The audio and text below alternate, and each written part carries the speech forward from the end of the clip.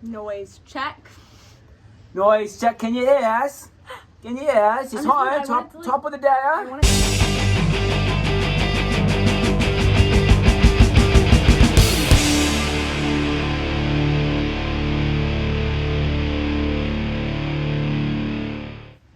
Hey guys, welcome back to the vlog. Hey. I hate that I'm always the one to do that. Hey guys, and you're like, every time, you don't look excited. Do you like vlogging? I do. do. You even like vlogging? Yes, I do. You sure? You're gonna cut this, so I can say whatever I want right now. You're gonna cut this. We asked on Instagram, what people wanted us to vlog about next, and the most votes was Dating with chronic illnesses. Chronic illness. was dating with chronic illness, what that is like, kind of what that looks like. So that's kind of what we're gonna talk about now. It's a little more chill. We're on his porch. It's raining. We're sitting on towels. We're sitting on towels because the chairs were wet. But that's how it is, you know? Okay, so to start, Hunter's gonna kind of explain or try to explain kind of what is going on with my body, what my illnesses are, what's happening. Yeah, so I'll interject if I need to. You should definitely Okay. interject. He normally does a good job. Okay, so Nadi has an autoimmune disease, which is Meniere's. Okay, I'm watching your face. Let's see. She has an autoimmune disease, which is Meniere's, and she has dysautonomia. That's a no disease. That's I don't like good. that. Dysautonomia, which is POTS, which stands an acronym for postural orthostatic tachycardia syndrome. Postural orthostatic tachycardia syndrome. POTS, not pot, POTS. So yeah, she has POTS and she has Meniere's, and both of those affect her differently, but also similarly in some ways with standing up. Anyways, this is how I'll describe it. That's how I usually describe it to people. Meniere's is vertigo stuff. It's like when she gets up too fast, she could pass out really fast. Interject. So Meniere's is vertigo. You got that right. Meniere's is vertigo, but it also causes my hearing loss. So I wear hearing aids in both ears. He's squeezing my hand. Hearing aids in both ears, and that's really all it affects. Is like I have like attacks, so like I'll be totally fine, minus being deaf. And then I'll have like really bad vertigo, and I'll throw up. And what we thought, you were kind of right. We thought that was causing me to pass out. But actually that bodily trauma, that bodily stress can like kind of onset POTS, which you can explain now. So you were like half right. Half credit. So this is what I don't know that much about, as you're gonna see here, which is probably bad, and I'll get bad points by people. POTS more, I think. is that has to do with her blood not circulating correctly. Just to dumb it down really simply, there's more to it. I don't know all the ins and outs of it, but it's like blood doesn't circulate correctly. So this is when you stand up. Mm-hmm. When she stands up and such, when you're sitting down, your blood's at it pulls in certain parts of your body. It just kind of stays out throughout your body. But for her, it like pulls in like one spot. When she stands up, it doesn't like rushes to your head, or it doesn't rush to your head, or it doesn't circulate correctly, or something like that. It doesn't circulate. So the blood like will stay on my feet, but then also like my blood pressure will drop super duper low, while my heart rate increases. We probably were about to talk about that. My heart rate increases, and that causes me to pass out. The combination of all those things. That's all I know about it. POTS and Meniere's, and that if her heart rate's too high, which it is sometimes very often, whenever I help her up. It is sometimes very often. And when I help her up, be cautious, be slow, go slow. And at any point she could pass out. So now we're gonna kind of address. I need to stop chewing my gum. Can I spit it in the grass? No, honey. This is how somebody worded it. That was very expert. It said, don't put anything in the environment that wasn't already there. So. I knew you were gonna do that. Hunter can kind of share where we were at. Before we started dating, I was at like the sickest I was ever at in my life. We were with a group of friends and we were just hanging out. We were doing like, I think it was like in November probably. or maybe October. I'm not sure exactly when it was. It was in the fall. To the hospital and stayed? I forget. Anyways, we were all hanging out, and people were just like, we really want Taco Bell really badly, and so we went out, a few of us, to go get everybody Taco Bell what they wanted. You know, we take orders and stuff. Anyways, we came back right after that. I think it was this night. Anyways, we came back, and at some point that night, it was getting late. But Nadia, you passed out, like, no exaggeration, at least 3 times. I believe it was 4 though. 4 times within half an hour. This was before we were dating. Like, we were really just friends. Yeah, she's part of our friend group that we were hanging out with, and I would just pass out all the time. So around that same time, actually I think a little bit before that, I was hospitalized for a couple days, and it was really scary, and I was super lonely, and it was not fun. I was hooked up to a lot of wires and tubes and stuff like that. And so I texted my life group from church and was like, hey, like, I'm really bored. If anyone wants to play, like, Game Pigeon with me, like, that'd be cool. Like, I'd like that. And I said it, like, kind of half joking, but also, like, really serious. Like, I was really bored. And Hunter was the first one to play me in, I think it was Cup Pong, I don't know, one of those games, in Game Pigeon. And we played in Game Pigeon, like, the whole time I was in the hospital. And we weren't dating. We weren't even, like, thinking about dating. We really were just friends. And yes, we were. Yeah, we were. It was like October. Right. And he kept playing me in Game Pigeon, and that was like something that I was like, oh, like, he's so nice, like, aw. And then everyone afterwards, like my whole life group came over to my apartment and like prayed over me.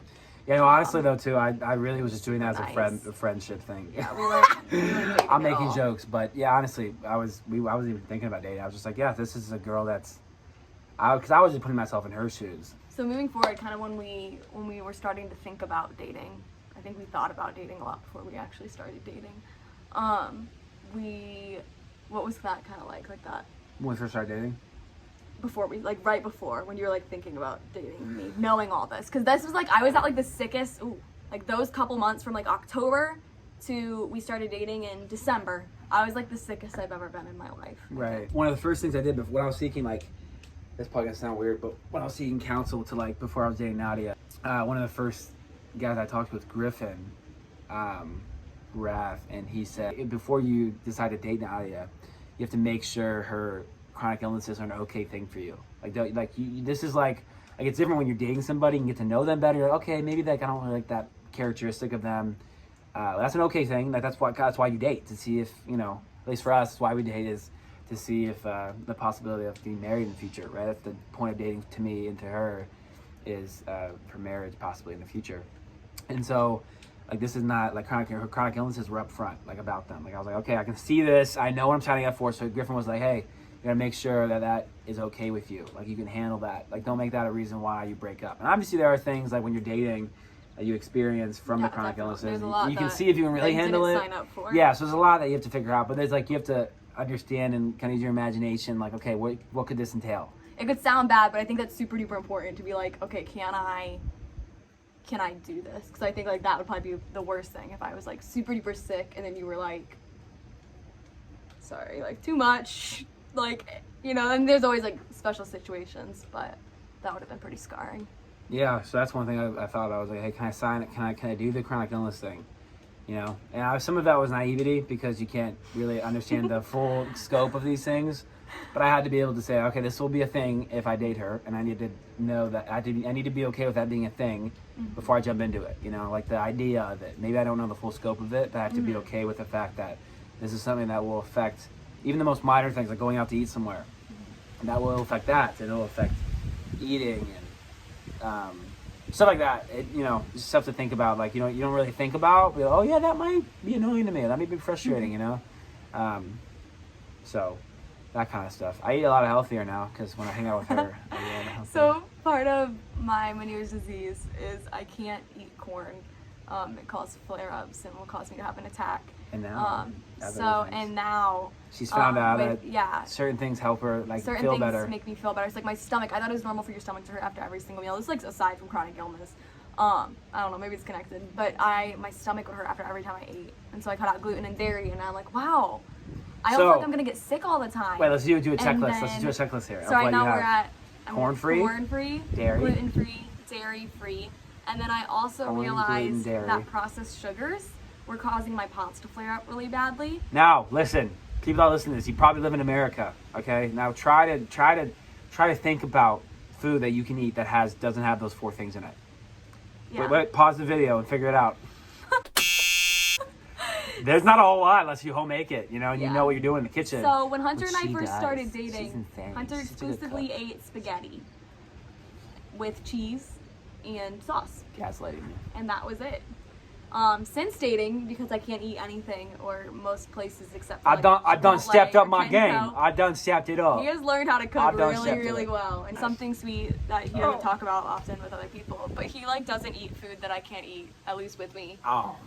Which is super nice. Without me, he will. And every once in a while, we'll go to like Dairy Queen. But I tell him, I feel bad. I think it's super duper important to find someone who they don't have to like not eat what you can't eat and stuff like that, but like who will be willing to like kind of sit in it with you, and like do some of the things with you. So like, there's a lot of things that I can't do that we'll talk about in a minute probably. That they kind of have to like be in there for, you know? Yeah, like basketball, you know. I love basketball, man. As you can see, I'm a freaking jock. You see my freaking sports shirt I'm wearing right now? My hat, like, I'm a freaking jock, dude. So, like, I love sports, man, but, you know, like basketball, like, stuff like that is just, you know, I don't expect her to play, but it's like one of those minor things that could be major depending on your personality. Yeah. You know, oh, I don't really like that, you know, and that's an okay thing. Obviously, that's an okay. If you feel like you can't handle that, that's okay. Just you know, you got to make sure you're upfront about that. But I was like, yeah, you know what, we can't play. And that's okay. You know, like especially when she's feeling bad. But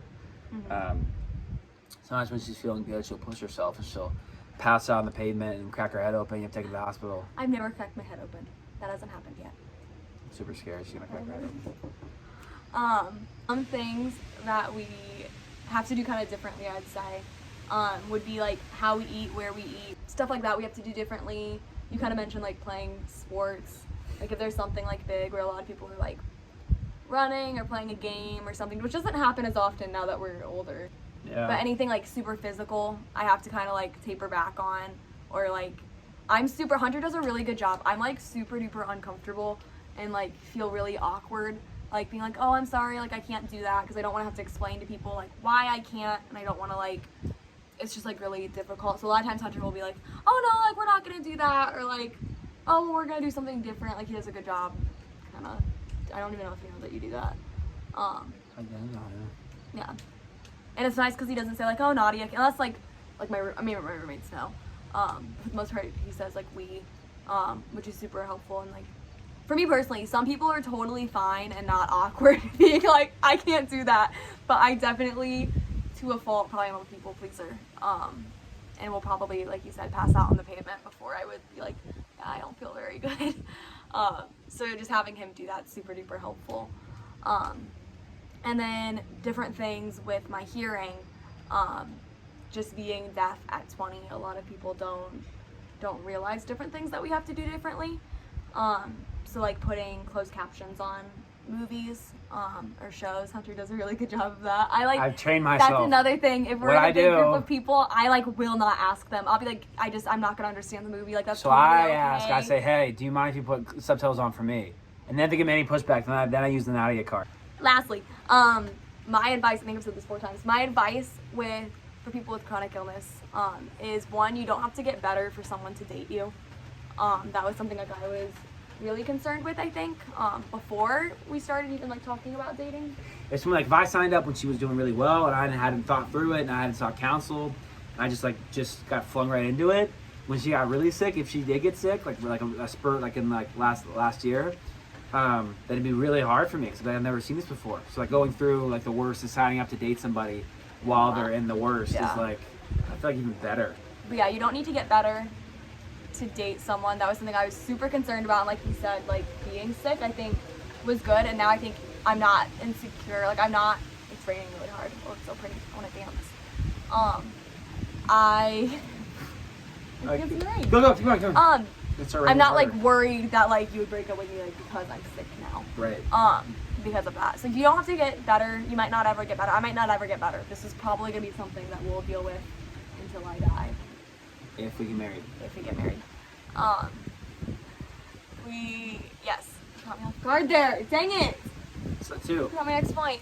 Sorry. 2, you are worthy of. I'm sorry.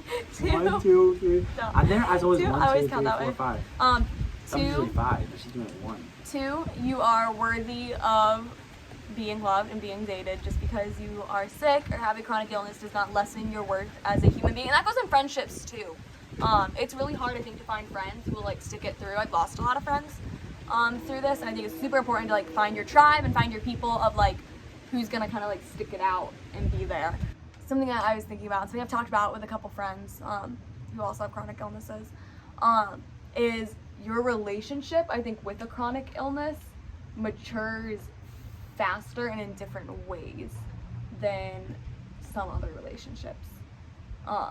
And What's that in? the fact that like In some comparison things to, like, that relationship, like friendships? no, like any like other people's relationships. So like some things that we have to deal with me being sick are things that a lot of couples won't have to deal with till they're like in their 70s or 80s. Oh! So like Oh wow, yeah, that's actually interesting to Um, think about. I never even thought about that. yeah, so yeah, it causes your relationship to mature, I think, faster and in different ways of like Which leads to the other point, you gotta be careful. You have to like be able to establish emotional, spiritual, physical boundaries well. and lastly, your illness doesn't define you as a human being. I think that's super duper important. Just in general, like not in dating, I think that's important, but also in dating, like I'm a lot more in our relationship than someone who is sick, and that's like a big part of our relationship, I'd say. It's definitely a bigger part at the beginning, but that doesn't like define your relationship or who you are as a person of like, oh, I'm sick, so this is how it is. Or, Like yeah. chronic illness is a part of her. It's not all of her though, you know? Yeah. So I hope this is helpful. We kind of just rambled on and talked about our lives, or at least a part of our lives, but that's all. All right, well, we will catch you guys on the next vlog. Make sure that you Catch you on the flippity flip, as they say. make sure you hit the like and subscribe button down below or up here or wherever I decide to put it. Because we want to eventually make money for this and just quit our Yep. day jobs. That's So, honestly my life goal, is to be a wife and a mom. And if I could be a YouTuber, that'd be sick. it's all starting to rain faster. This is perfect timing. We can just end this.